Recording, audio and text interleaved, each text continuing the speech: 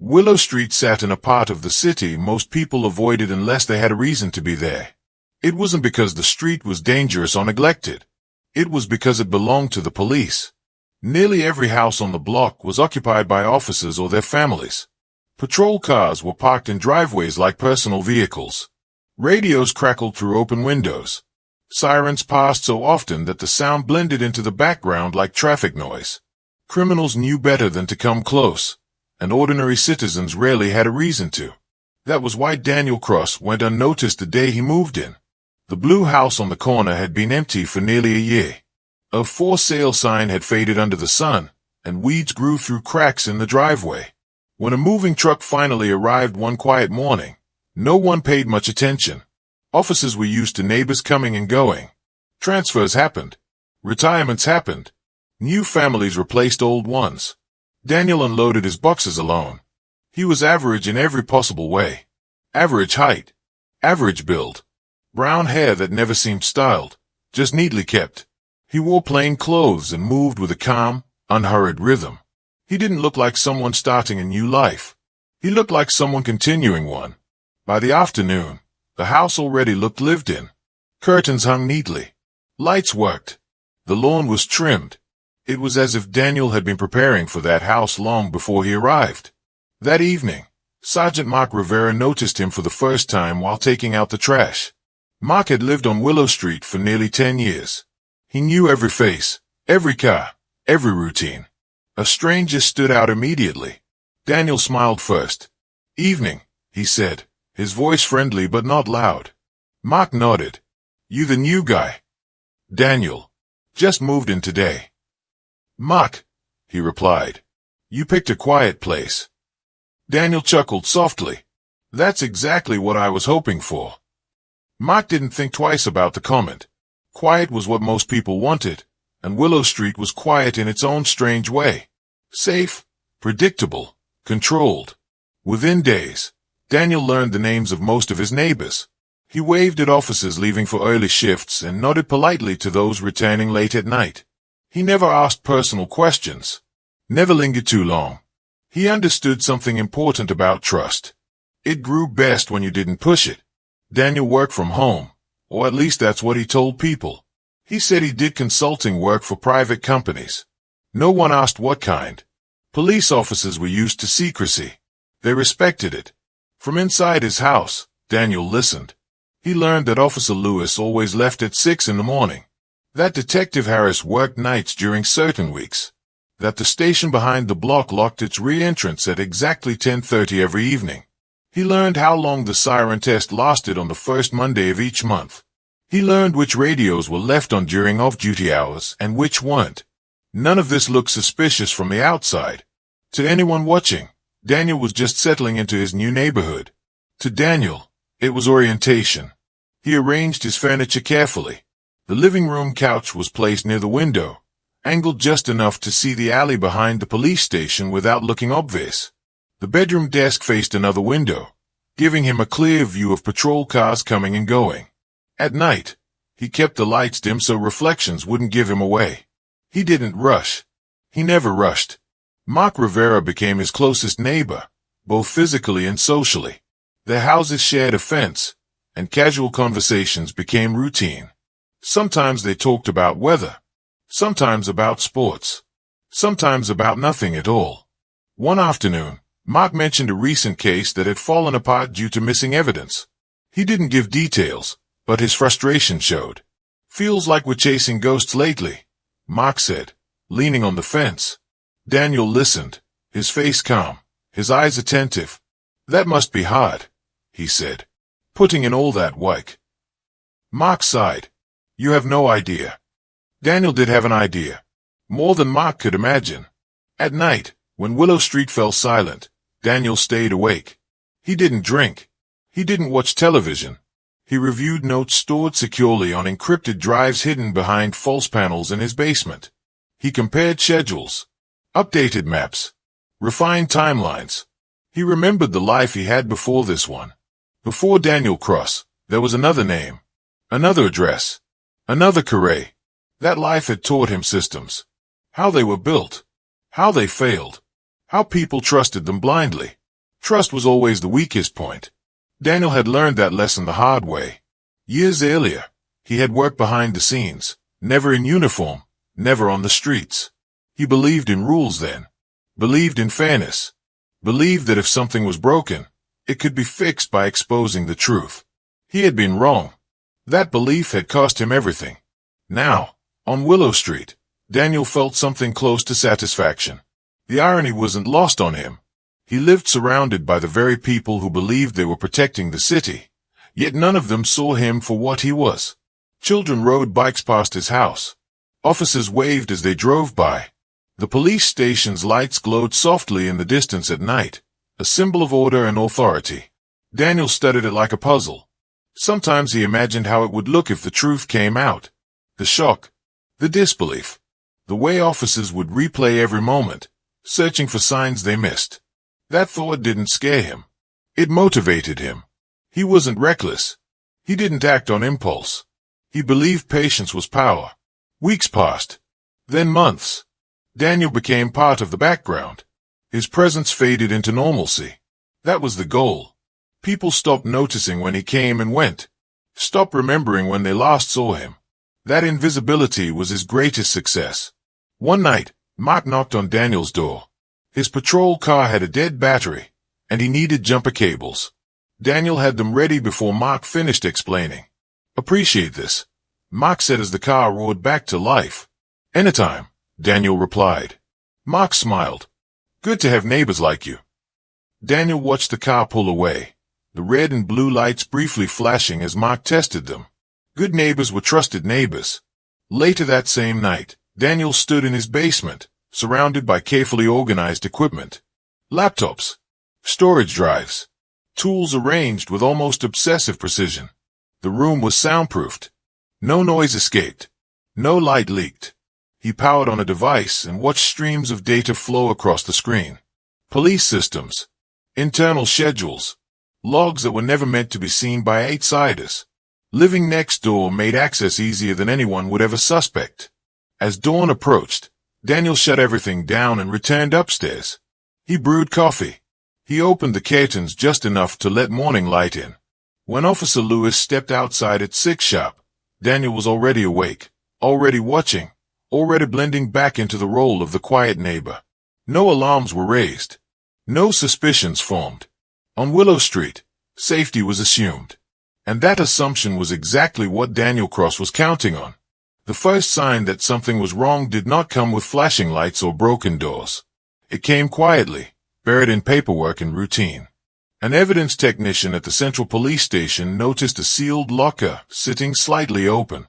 At first, it seemed like a simple mistake. Someone must have forgotten to latch it properly. That happened more often than anyone liked to admit. But when the technician checked inside, a crucial hard drive was missing. The drive belonged to a burglary case that had taken months to build. Surveillance footage, phone records, and location data were all stored on it. Without that evidence, the case was weak. The suspect's lawyer moved fast. Charges were reduced, then dropped. The man walked free within days. The incident was discussed briefly in meetings, then brushed aside as human error.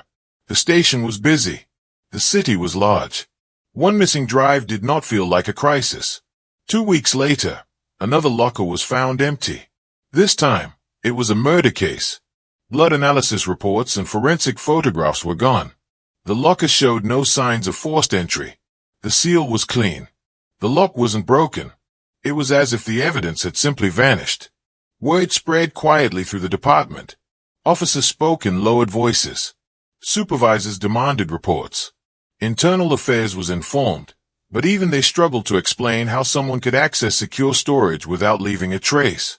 Daniel Cross read about the second incident the next morning while drinking his coffee. The article was short, vague, and careful not to alarm the public. Daniel appreciated that. Panic made people sloppy. Silence made them predictable. From his living room window, he watched officers come and go, their body language tense in a way he hadn't seen before. Shoulders were tight. Conversations ended abruptly when others walked by. Trust, once solid, had begun to crack. Daniel felt no rush of excitement. No thrill. Only focus. He had planned this phase carefully. The missing evidence cases were designed to look unconnected. Different crimes. Different locations. Different times. The only thing they shared was that their absence weakened the justice system from the inside. Criminals benefited, but not in ways that pointed to a single mastermind. Daniel wanted confusion, not attention. At night, while Willow Street slept, he worked silently. He accessed systems using credentials copied months earlier during routine network maintenance checks. He moved slowly through files, never downloading too much at once, never triggering alerts. He knew how security teams thought because he had once been one of them. Every action had a purpose. Some evidence he destroyed completely. Other pieces he kept. Information was currency, and Daniel believed in saving what might be useful later. Meanwhile, the city felt the effects. Cases collapsed unexpectedly. Victims' families watched suspects walk free without explanation. News anchors struggled to describe what was happening without accusing the police of incompetence. Online forums filled with theories. Some blamed corruption. Others blamed hackers. A few suggested it was an inside job. Those voices were quickly dismissed. The idea that someone could operate so freely, so close to law enforcement, felt impossible. Sergeant Mark Rivera felt the pressure more than most. He worked longer hours, reviewing old cases, checking logs, questioning colleagues he had trusted for years. He brought the stress home with him, even when he tried not to. One evening, Mark stood outside with Daniel, the fence between them casting long shadows in the setting sun. "Feels like the department is tearing itself apart," Mark said. "Everyone's looking over their shoulder." Daniel nodded slowly. "That kind of pressure can do damage." Mark laughed without humor. "Tell me about it. We're trained to look for threats out there, not in here." Daniel kept his expression neutral. Inside, his thoughts were sharp and clear. That sentence, spoken so casually, confirmed everything he believed. Systems failed because people trusted them too much. As weeks passed, the crimes grew bolder. Entire case folders disappeared from digital archives. Backup servers showed gaps no one could explain. Security audits revealed nothing. Firewalls were intact. Access logs looked clean. The thief had no face, no pattern, no fingerprint. The media gave the mystery a name. They called it the invisible hand, suggesting a force that reached into the justice system and rearranged outcomes without being seen. The name annoyed some officers, but it stuck. Daniel didn't mind it. A myth was useful. Myths distracted from reality. At home, Daniel remained the same quiet neighbor.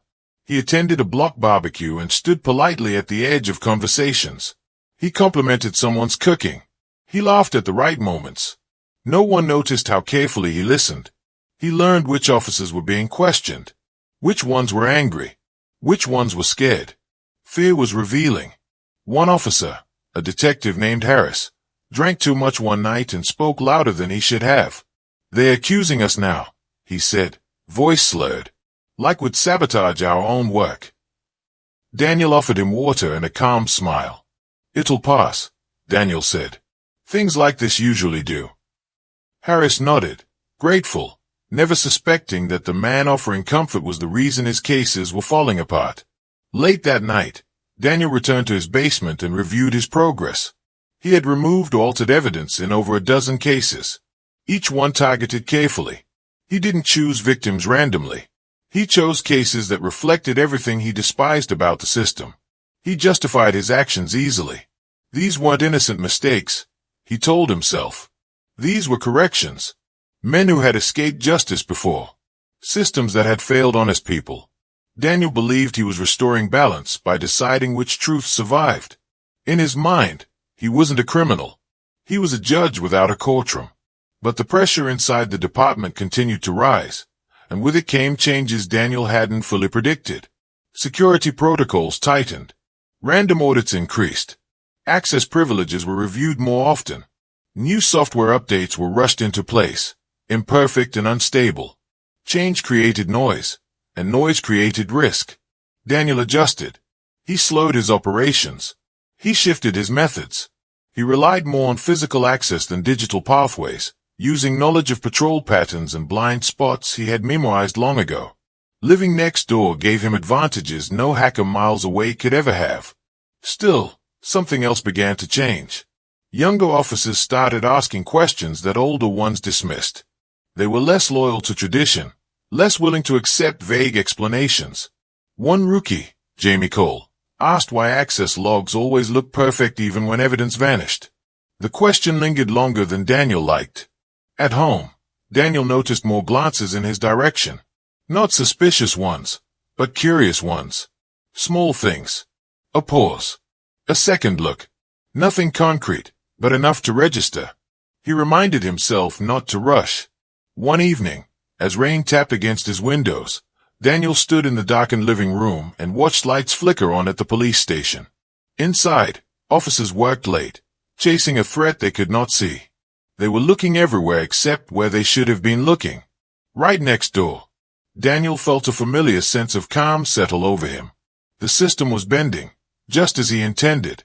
But deep down, beneath his careful logic and control, a quiet warning stayed. Invisible didn't mean invincible. And the closer the department came to finding answers, the thinner the line became between observer and suspect. For months, Daniel Cross had lived by one rule above all others: never be noticed. Everything he did, every step he took, every risk he calculated, was designed to keep him invisible. He believed that as long as he stayed patient and controlled, the system would continue to look everywhere except at him. That belief began to crack with a single, careless moment. Officer Jamie Cole was new to the force. Young, observant, and still unshaped by routine. Jamie had not yet learned to ignore small details. While senior officers focused on meetings, politics, and damage control, Jamie was often assigned to review security footage and logs, the kind of work others found boring. Jamie didn't mind it. Patterns fascinated them. Late one night, while scrolling through hours of grainy camera footage near the rear entrance of the police station, Jamie noticed something odd. A figure appeared briefly near the edge of the frame, moving through an area that should have been restricted at that hour. The image was blurry, but the posture looked familiar. The way the man walked. The slight tilt of his head. Jamie paused the video and leaned closer to the screen. The face wasn't clear, but there was something unsettling about how ordinary it looked. Not like a criminal trying to hide. Not rushed. Not nervous. Just calm. Jamie rewound the clip and watched again. Then again. The timestamp matched the night an entire digital case file had disappeared. Jamie pulled up another camera from a nearby angle. The footage was shorter, darker, but it showed the same figure from behind. The clothes were plain. Dark jacket. Jeans. Nothing unusual. Except Jamie had seen those clothes before. Across the street. The realization didn't come all at once. It arrived slowly, like a chill creeping up the spine. Jamie tried to shake it off. Accusing a neighbor of the police, especially one so close to a respected sergeant, felt absurd. Dangerous, even. Still, Jamie saved the clip. The next morning, Jamie mentioned it casually during a briefing, careful not to sound accusatory. The response was immediate and dismissive. Supervisors exchanged looks. Someone laughed it off. "You think the guy next door to Rivera is breaking into the station?" one officer said. "Come on." Jamie felt the room close ranks instantly. Loyalty mattered here. So did reputation. Daniel Cross had neither record nor reason, at least not one anyone could see. The footage was labeled inconclusive. No report was filed. But Jamie couldn't let it go. Over the next few days, Jamie paid closer attention to Willow Street. It wasn't official surveillance, just observation. Jamie drove past slowly on the way home. Walked by during breaks. Noted routines. Daniel Cross always seemed to be there, yet somehow never in the way. He was outside at times that made sense. Inside when he should be. His life appeared balanced, normal, almost rehearsed. That bothered Jamie more than anything else. Daniel noticed a shift almost immediately. He noticed the unfamiliar car slowing near his house. He noticed the same officer walking past twice in one evening. He noticed eyes lingering just a second longer than before. Daniel had trained himself to pick up on these changes. Years ago, mistakes like this had cost him everything. He had promised himself never to ignore warning signs again. Jamie Cole was a problem. Daniel didn't panic. Panic led to sloppy decisions. Instead, he observed Jamie the way Jamie was observing him. He learned Jamie's schedule, Jamie's habits, the way Jamie scanned rooms instead of relaxing in them. This wasn't a senior officer weighed down by routine. This was someone still curious. Curiosity was dangerous. Daniel adjusted his behavior.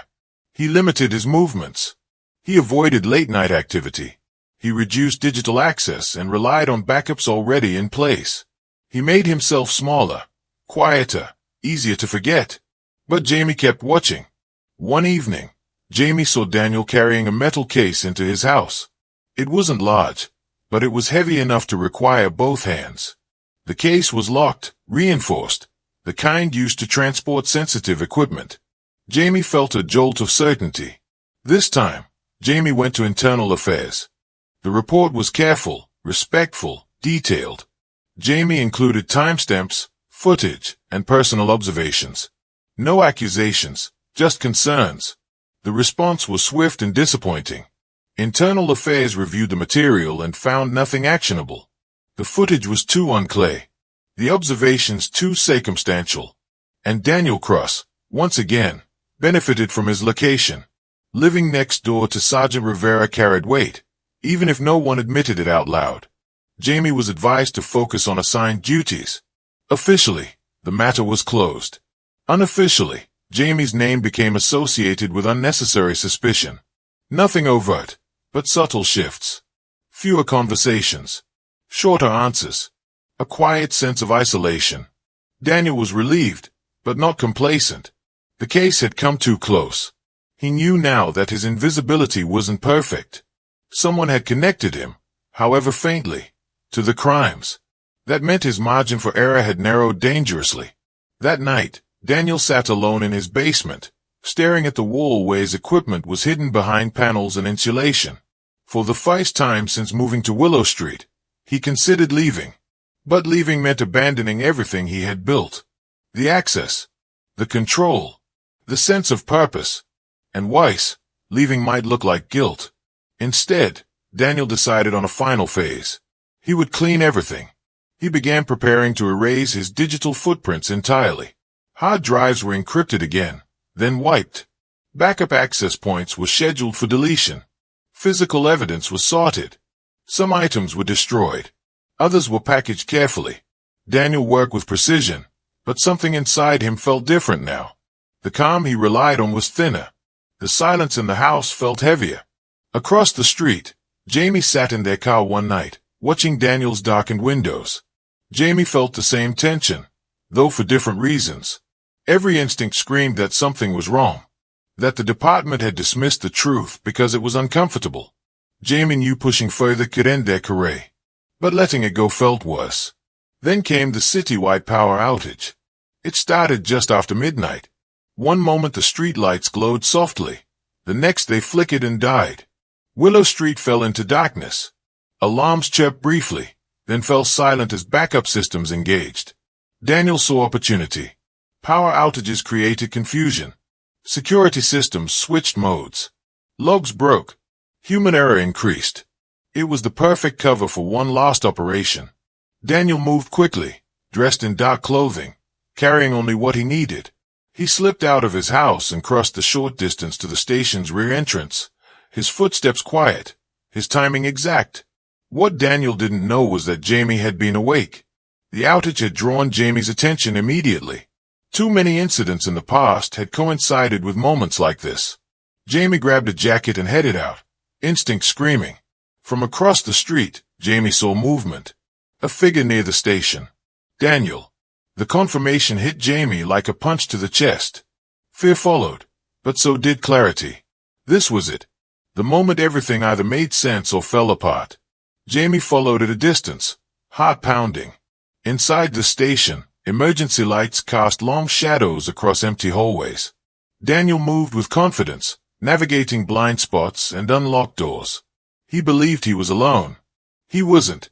Jamie stepped into the hallway just as Daniel accessed a secure terminal. "Don't move," Jamie said, voice steady despite the fear racing through their body. Daniel turned slowly. For a moment, neither spoke. The quiet neighbor and the rookie officer stood facing each other, the truth hanging between them. Daniel's expression didn't break into anger or panic. Instead, it hardened into something colder. "You were never supposed to notice," he said calmly. Jamie reached for the radio. Daniel lunged. What followed was chaotic and fast. A struggle. A dropped radio clattering across the floor.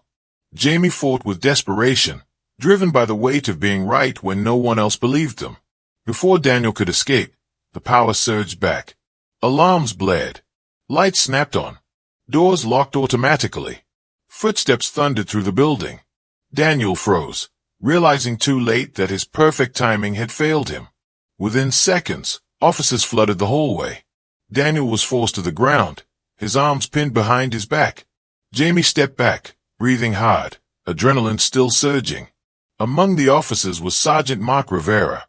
Mark stared down at Daniel, confusion turning to horror as recognition set in. The quiet neighbor. The friendly man next door. The criminal who had been hiding in plain sight. As Daniel was led away in handcuffs, he didn't struggle. He didn't shout. He simply looked back once, meeting Jamie's eyes. In that look was no hatred, only regret. The dangerous mistake had finally caught up with him, and the system he thought he understood better than anyone else had closed in from all sides. The arrest of Daniel Cross sent shockwaves through the police station that rippled far beyond the moment his wrists were locked in handcuffs. In the seconds after he was taken down, no one spoke. Officers stood frozen in the hallway, staring at the man they thought they knew, the man who had smiled at them from across a fence, the man who had lived beside them in a place built on trust. Sergeant Mark Rivera felt the air leave his lungs as he looked at Daniel's face under the harsh fluorescent lights. The calm expression was still there, almost polite, as if he were being escorted from a dinner party rather than a crime scene. Mark searched Daniel's eyes for some sign of explanation, some hint that this was all a misunderstanding. There was none. "What did you do?" Mark asked quietly, his voice barely steady. Daniel didn't answer. He didn't need to. The truth was already spreading through the building like a fire, fueled by years of missing evidence, broken cases, and unanswered questions. Jamie Cole stood against the wall, hands shaking, trying to slow their breathing. The adrenaline that had carried them through the confrontation was fading, replaced by a heavy realization. Being right didn't feel like victory. It felt like standing at the center of a disaster no one wanted to face. As Daniel was led away, internal affairs took control immediately. The station was locked down. Officers were instructed not to speak to the media. Phones buzzed endlessly with messages that went unanswered. By morning, the story would be everywhere, but inside the station, there was only confusion and disbelief. The search of Daniel's house began before dawn. What officers found inside shattered any remaining illusions. Behind walls and beneath floors were hidden compartments packed with equipment. Hard drives labeled with case numbers. Encrypted laptops. Detailed notes mapping patrol routes, shift changes, and security flaws. It wasn't just a crime. It was a long-term operation built with patience and precision. In the basement, officers uncovered the heart of it all. A soundproofed room lined with insulation, wires running through carefully drilled holes, screens mounted at eye level. It was a control center, built quietly over months, maybe years. Mark stood at the top of the stairs, unable to bring himself to go down at first. Every memory replayed in his mind. Conversations over the fence. Friendly gestures. Moments when he had invited Daniel into his home. He had trusted him completely. When Mark finally stepped into the basement, the reality settled heavily on his chest. This wasn't the work of someone acting on impulse. This was someone who had studied them, learned them, and used that knowledge against them. Daniel was questioned for hours. At first, he said nothing. He sat calmly in the interrogation room, hands folded, eyes focused on a spot just above the table. Detectives tried different approaches. Some were aggressive. Others appealed to reason. None of it worked. Finally, Daniel spoke. "You're asking the wrong questions," he said evenly. "You want to know how. You should be asking why." The room fell silent. Daniel didn't shout or justify himself with emotion. He explained his actions like someone reviewing a project. He spoke of a system that protected the powerful and crushed the inconvenient, of cases mishandled, evidence ignored, lives ruined quietly. "I didn't break the system," he said. "I showed you how broken it already was." The detectives listened, disturbed not just by what he said, but by how sincerely he believed it. Daniel didn't see himself as a criminal. He saw himself as a necessary correction. When news of his arrest reached the public, the reaction was immediate and intense. Headlines exploded across screens. Criminal lived next door to police. Mastermind hid in plain sight. The story was almost too perfect, too ironic to be real. Public trust in the police plummeted overnight. People demanded answers. How could this happen? How could someone manipulate investigations for so long without being caught? Protesters gathered outside the station, holding signs and shouting questions officers couldn't answer. Inside the department, the damage was just a survey. Officers began questioning each other openly. Old grudges resurfaced. Careers were put on hold as investigations expanded. Every case Daniel touched had to be reopened, reviewed, and re-examined. Some convictions were overturned. Some criminals were rearrested. Others were gone forever. Jamie Cole became an unexpected focus of attention. Supervisors who had dismissed Jamie's concerns now praised their instincts publicly, though privately the tension remained. Jamie was interviewed repeatedly, their actions analyzed from every angle. Some officers thanked them quietly. Others avoided them entirely.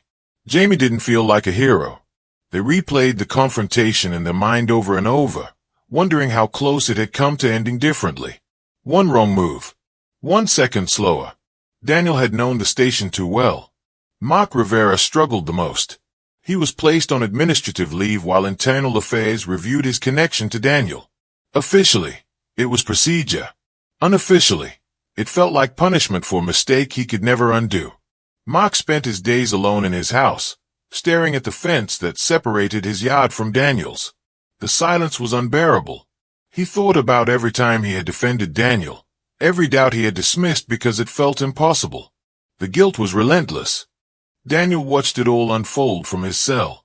He followed the news closely, noting how the narrative shifted from shock to outrage to analysis.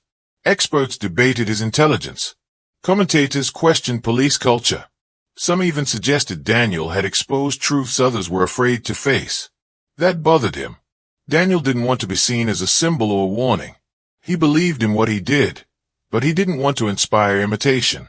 Chaos without control was pointless. During one interrogation, Jamie was brought in briefly. Daniel looked at them with a mixture of curiosity and something close to respect. "You noticed what others ignored," he said. "That took courage." Jamie didn't respond. "Just remember," Daniel continued, "systems don't fail loudly. They fail quietly, until someone forces them to be seen." Jamie left the room feeling colder than before. The trial that followed was long and exhausting. Evidence piled up, much of it pulled directly from Daniel's hidden records. Prosecutors painted him as a manipulator who had played God with people's lives. The defense argued he was exposing injustice, not creating it. The jury didn't agree. Daniel Cross was found guilty on multiple counts, including obstruction of justice, conspiracy, and unauthorized access to secure systems. The sentence was life in prison. When the verdict was read, Daniel showed no emotion. Mark Rivera watched from the back of the courtroom, his face unreadable. He didn't feel relief. He felt emptiness. Justice, when it finally came, felt smaller than the damage left behind. As Daniel was led away for the last time, he glanced briefly toward Mark. Their eyes met, and in that moment, years of trust, betrayal, and regret passed silently between them. The quiet neighbor was gone, but the questions he left behind remained. How many others like him were out there? How many threats were hiding behind familiar faces? How much trust was too much? Willow Street would never feel safe in the same way again. The blue house on the corner was boarded up, its windows dark. Officers avoided walking past it when they could. It had become a reminder of how easily comfort could turn into vulnerability. The neighbor had been unmasked, but the damage he caused was far from over. And for everyone involved, the hardest truth to accept was this: the system Daniel claimed to fix would never be the same again. The prison gates closed behind Daniel Cross with a heavy metallic echo that seemed to follow him down the corridor. Life sentences were usually loud in their finality, filled with shouting or tears or desperate last words. Daniel's arrival was none of those things. He walked calmly, hands cuffed, eyes forward, as if stepping into another carefully planned phase rather than the end of his freedom. For the outside world, the story felt finished. The criminal had been caught. The mystery solved. Headlines slowly moved on to newer tragedies, newer scandals. But for those touched by Daniel's actions, the ending was only the beginning of something far more complicated. Inside the police department, the damage lingered like a wound that refused to heal. Reopened cases flooded the system. Detectives were reassigned to investigations they thought were long finished. Evidence had to be rebuilt from fragments, memories, and partial backups. Some victims' families were called back into interview rooms years after they believed their nightmare was over. Others were told the truth could never be fully recovered. For some, justice arrived late and incomplete. For others, it never came at all. Jamie Cole continued working, but the station felt different now. The easy confidence that once filled the holes was gone. Conversations stopped when supervisors walked by. Doors closed more often. Trust was no longer automatic. Jamie noticed a change in small ways. Officers double-checked each other's work. Access permissions were questioned. New protocols appeared weekly. Every system had safeguards laid over safeguards, but none of it erased the memory of how easily one man had slipped through. Sometimes, during late shifts, Jamie caught themselves staring at security monitors, half expecting to see Daniel's calm face reflected in the glass. The praise Jamie had received faded quickly. Being right had come with a cost. Some officers respected Jamie deeply. Others blamed him silently, as if uncovering the truth had been a betrayal rather than a duty. Jamie accepted it. They had learned something important from the experience. Truth didn't make you popular. It made you necessary. Sergeant Mark Rivera retired earlier than planned. Officially, it was for personal reasons. Unofficially, the weight of guilt had become unbearable. Mark sold his house on Willow Street and moved somewhere quieter, somewhere without fences that reminded him of conversations he could never forget. On his last day at the station, Mark stood alone in his office, packing photos into a box. Commendations hung on the walls, symbols of a career built on integrity. Yet none of them felt real anymore. He had trusted the wrong man. That thought haunted him more than Daniel's crimes ever could. Years later, Mark would still replay moments in his mind. Daniel offering help. Daniel listening patiently. Daniel standing on the other side of the fence, absorbing information without ever appearing to ask for it. Mark had believed danger always announced itself. He had been wrong. Daniel adjusted to prison life with the same quiet discipline that had defined him on Willow Street. He followed routines, spoke when necessary, kept his thoughts to himself. Other inmates sensed something different about him, something controlled and unreadable, and most left him alone. He spent long hours reading and writing, though much of what he wrote was never sent. Reflections, observations, questions without answers. He watched the system that now held him with the same analytical eye he once turned on the police. Sometimes, he felt frustration, not at being caught, but at how the story had been simplified. He had become a monster in the public imagination, a villain who lived next door to heroes. The reality, in his mind, was more complex. He still believed the system was flawed. But prison gave him something he had never truly experienced before. Time without control. There were moments, late at night, when the quiet pressed in on him. When the certainty he once carried felt less solid. He thought about Jamie, about the look in their eyes during that final confrontation. Not anger, not fear, conviction. That unsettled him more than he liked to admit. Outside the prison walls, Willow Street slowly returned to routine. New families moved in. Young officers bought homes, unaware of the full history of the block. The blue house on the corner was eventually sold, renovated, repainted. Yet some neighbors swore the place never felt right. Lights flickered unexpectedly. Sounds carried strangely at night. Whether it was imagination or memory didn't matter. The story had become part of the street's identity. Police academies began using Daniel's case as a lesson. Recruits were taught about internal threats, about how familiarity could blind even experienced officers. They studied footage, reports, and timelines, learning how trust had been exploited step by step.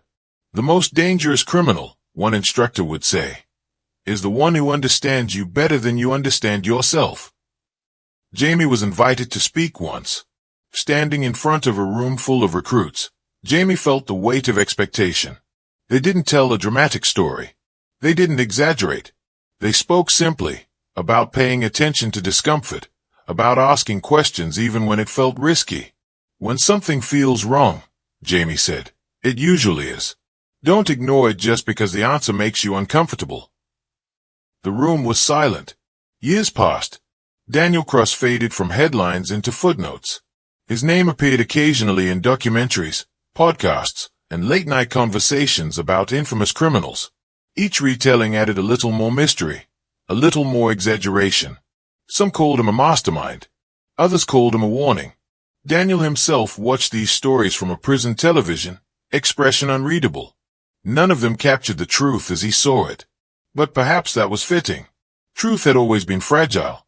One afternoon, Daniel received a letter. It wasn't from a fan or a journalist. It wasn't from a lawyer. It was from Jamie. The letter was short. Jamie didn't accuse or insult him. They wrote about the changes in the department, about how things were slowly improving, about how trust was being rebuilt carefully, honestly. At the end of the letter, Jamie wrote one final line. You were right about one thing. Systems fail quietly, but they can also heal quietly, if people choose to protect them. Daniel read the letter several times. He never replied. The final irony of Daniel Cross's story wasn't that he had lived next door to the police.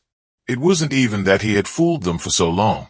It was that in trying to control justice, he had revealed how much it depended on human judgment, on courage, on individuals willing to speak when silence felt safer. The system he believed he was fixing had outlasted him, and the criminal who once hid in plain sight would spend the rest of his life watching from behind bars, no longer invisible, no longer in control, remembered not for what he tried to change, but for the lesson he left behind. Sometimes the greatest threat isn't the criminal you chase through dark streets. It's the one who smiles at you every morning and knows exactly how much you trust him.